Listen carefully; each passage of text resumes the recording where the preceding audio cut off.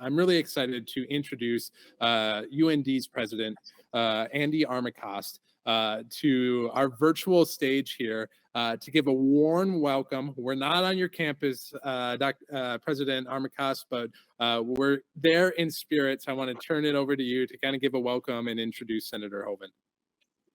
Well, what can we say? 2 years in a row with the uncertainty of the weather, but par for the course in the northern part of the nation, right? And we're hoping that this is the last storm of the year. But Andrew, thanks so much for the kind introduction. Thanks for the great partnership between you and Grand Farm, the folks at Emerging Prairie too.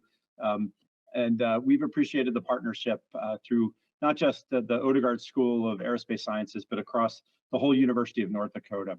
And there's just great opportunities to make a difference in the lives of people on the entire face of the earth through the work that we're doing.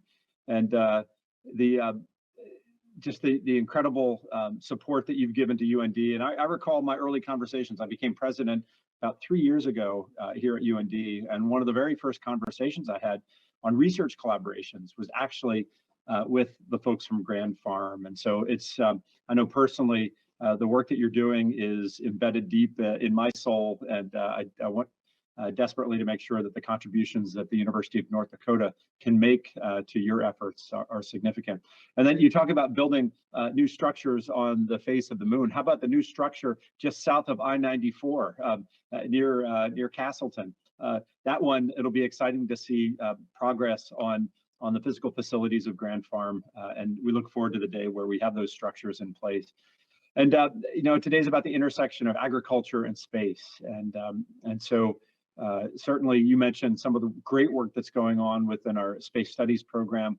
And in addition, there's a lot of new frontiers that we're exploring as well. And that is the design and launch of satellites and the flying of satellites from here in Grand Forks. We won't do the launch here, we'll do it somewhere else, but certainly we'll be able to do the design test and then the flying of satellites from right here in Grand Forks. And if you can combine the opportunities of sensors that are aboard satellites that we might launch here and being able to contribute to the world of agriculture with our own technologies and our own developments here, it adds to that excitement level that you talked about with the young high school kids who are thinking about their futures in space ag or in space or in ag.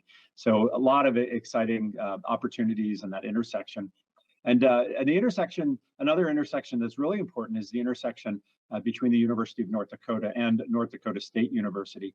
And certainly NDSU with their world-renowned expertise in ag, and then our expertise in space make us a formidable pair with the 70 miles apart. It's like one university just extended across a period of space, and so the opportunities that we have to come together to partner among faculty and students and to do some amazing research is truly an opportunity that we can't pass up.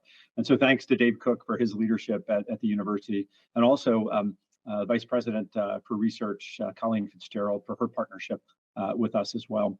And so speaking of partners, there are no better partners than our elected officials, whether it's Governor Burgum, or I know on the I think on the Grand Farm Board, or maybe it's on Emerging Prairie, Cindy Schreiber-Beck, Representative Schreiber-Beck does amazing work.